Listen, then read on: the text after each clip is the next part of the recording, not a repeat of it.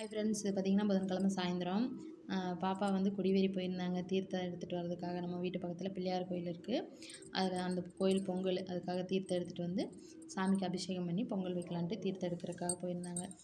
நான் போகல, பாட்டியும் அவங்க பாட்டியும் பாப்பாவும் 2 பேரும் போயிட்டு வந்தாங்க. அப்போ தீர்த்த குடம்லாம் கொண்டு வந்து வச்சுட்டு, இது பார்த்திங்கன்னா காலையில் ஹோமம் வளர்த்திருந்தாங்க.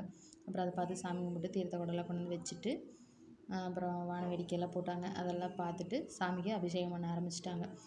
பால் அபிஷேகம், தயிர், சந்தனம் எல்லா அபிஷேகமெல்லாம் பார்த்துட்டு சாமி கும்பிட்டு உட்காந்துருந்தோம். அப்புறம் அபிஷேகம் முடிஞ்சதுக்கப்புறம் பார்த்திங்கன்னா பிள்ளையாருக்கு வெள்ளிக்காப்பு போட்டு அலங்காரம் பண்ணியிருந்தாங்க. சூப்பராக இருந்தார் விநாயகர், பார்க்குறக்கே அவ்வளோ அழகாக இருந்தார்.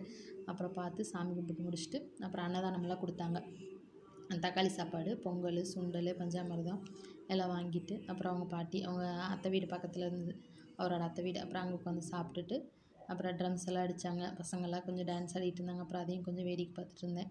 அப்புறம் பாப்பா இருந்துட்டு, சரி அம்மா வீட்டுக்கு போகலாமா அப்படின்னா, அவள் காலையிலேருந்தே போய் தீர்த்தத்துக்கெல்லாம் போயிட்டு கொஞ்சம் டயர்டாக இருந்தா. சரி பாப்பான்ட்டு கொஞ்ச நேரம் ட்ரம்ஸ் அடிக்கிறதெல்லாம் பார்த்துட்டு அப்புறம் நாங்களும் வீட்டுக்கு வந்துட்டோம். ஓகே ஃப்ரெண்ட்ஸ், பிடிச்சிருந்தா லைக் அண்ட் சப்ஸ்கிரைப் பண்ணிக்கோங்க. பாய். நெக்ஸ்ட் வீடியோவில்